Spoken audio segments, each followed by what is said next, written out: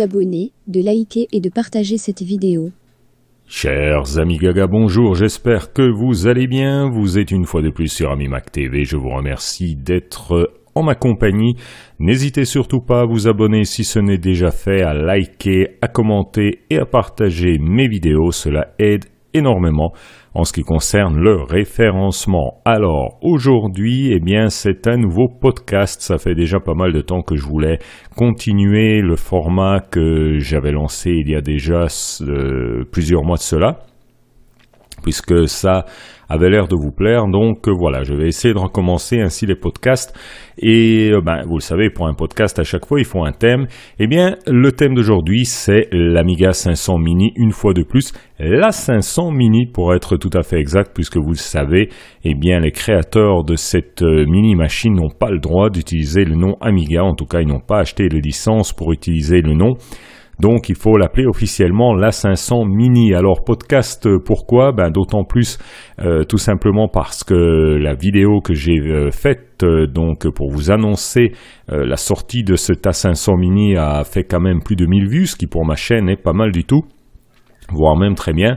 Donc voilà, je me suis dit que je vais continuer sur le thème avec ce petit podcast. Alors, je vais me poser des questions, je vais y répondre, et puis vous, je vous encourage à me répondre dans les commentaires. N'hésitez pas à le faire. Si jamais vous voyez cette vidéo intégrée sur un forum, dans un forum ou ailleurs, s'il vous plaît, likez et venez commenter directement sur la chaîne YouTube. Encore une fois, cela m'aide énormément pour le référencement. Alors, première question que je me pose, l'Amiga 500 Mini. Bon, je vais l'appeler l'Amiga 500 Mini parce que... Voilà, pour moi, c'est plus facile. L'Amiga 500 Mini, est-ce une bonne idée? Ça, c'est la première question. Mais écoutez, moi, je suis tenté de répondre oui, parce que tout ce qui fait parler de l'Amiga et de ce Mini, on en a beaucoup parlé. J'ai vu vraiment des sites, énormément de sites, plein de sites sur le web qui en parlent. Donc, c'est une bonne chose, parce que cela prouve que la communauté Amiga est encore suffisamment actif que pour justement voir comme cela des produits arriver. Donc on a là à mon avis quelque chose de bien. Donc pour moi c'est une bonne idée. Deuxième grande question, vais-je l'acheter?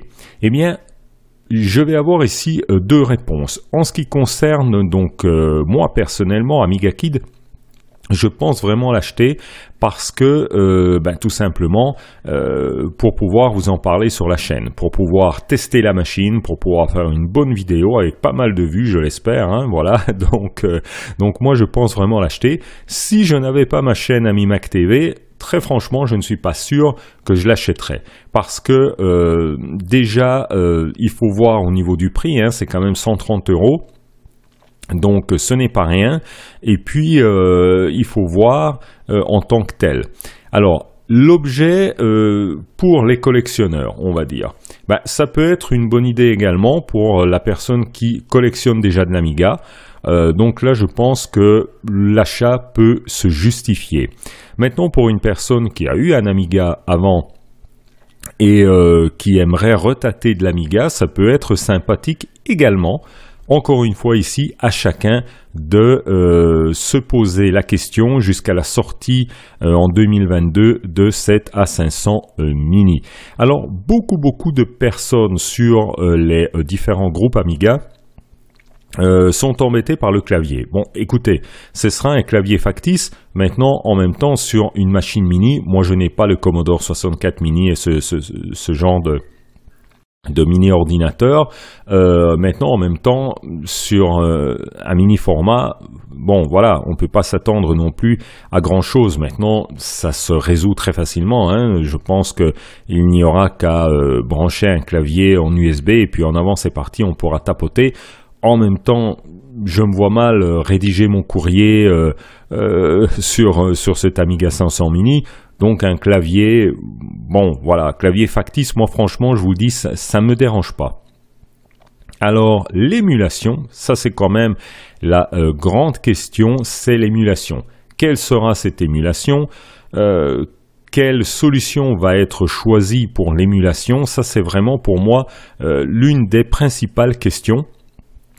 Parce que si la machine se résume à un Raspberry doté d'une belle carrosserie Amiga 500, est-ce que cela en vaut la peine? Voilà, donc parce que pour la moitié du prix, eh bien on s'achète un Raspberry, sans oublier que tôt ou tard une nouvelle version du Raspberry va sortir.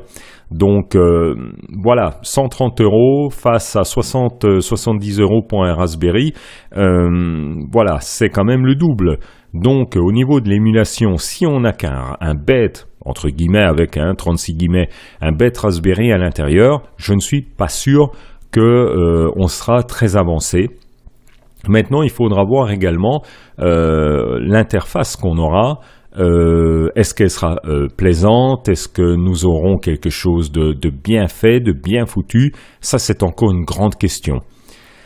La qualité de fabrication. Encore une fois, moi, je n'ai jamais eu de Commodore 64 Mini, de C64 Mini, donc je ne sais pas quelle est en général la qualité de fabrication à laquelle on peut s'attendre pour ce genre de produit. Alors, la qualité de fabrication pour 130 €, ben, j'espère qu'elle sera quand même bonne également, parce que ce soit pour la collection, que ce soit pour utiliser la machine quasiment tous les jours, eh bien on aura quand même besoin de quelque chose de chouette qui ait une bonne qualité de fabrication, quoi, parce qu'à partir du moment où on demande quand même un certain prix pour la machine, eh bien il faut quand même quelque chose de sympa à ce niveau-là, au niveau de la qualité de fabrication. Donc, en conclusion, en guise de conclusion, moi je pense que il faut voir. Évidemment, c'est toujours difficile de parler de ce genre de choses avant de voir la machine, avant de l'avoir dans les mains. Mais je pense que ici, ça se résume vraiment en deux choses vraiment très importantes. C'est que d'une part, il nous faudra une bonne qualité d'émulation avec une chouette interface, avec quelque chose de sympa. Bon, maintenant, on sait qu'on pourra rajouter des ROM. Il y aura déjà des ROM préinstallés, mais on pourra en rajouter. Donc ça, c'est chouette. Il faudra voir la puissance de cette émulation. Logiquement, il ne devrait pas y avoir de problème parce que l'émulation, quand même, de nos jours, depuis déjà pas mal d'années, est quand même bien maîtrisée. Donc ça devrait être quelque chose de bien, logiquement. Et puis, comme je vous le disais, c'est la qualité de fabrication, voire la qualité du plastique, voire la qualité des connectiques, etc. Donc ça, je pense que c'est quelque chose de primordial. Maintenant, bon, voilà, le prix 130 €, je pense que tout le monde ne va pas investir 130 € dans cette machine. Voilà. Donc c'est un peu ma conclusion. Moi, en tant que Amiga Kid qui gère AmiMac TV, je pense sérieusement l'acheter, sauf si franchement, voilà, à la dernière minute je me rétracte, mais pour une quelconque raison, mais je pense franchement que j'achèterai la machine pour vous la tester, et puis après vous pourrez faire la conclusion, parce qu'une nouvelle machine quelque part quand même, si on peut l'appeler ainsi, une nouvelle petite machine Amiga, ça ne se refuse pas. Voilà, chers amis, je n'ai pas envie de trop épiloguer non plus dans ce podcast, ce n'est pas le but du jeu, donc j'ai répondu aux questions qui me semblent primordiales. Maintenant, n'hésitez pas à mettre votre avis en commentaire. Et puis, si vous n'êtes pas encore abonné à AmiMac TV, n'hésitez pas à le faire. Il suffit de cliquer tout simplement avec votre petite souris ou avec votre petit doigt sur votre écran pour rejoindre la famille AmiMac TV. On est déjà plus de 500, ça fait très plaisir. Voilà, chers amis, à très bientôt. On se retrouve sur AmiMac TV pour de nouvelles aventures Amiga. Ciao, ciao.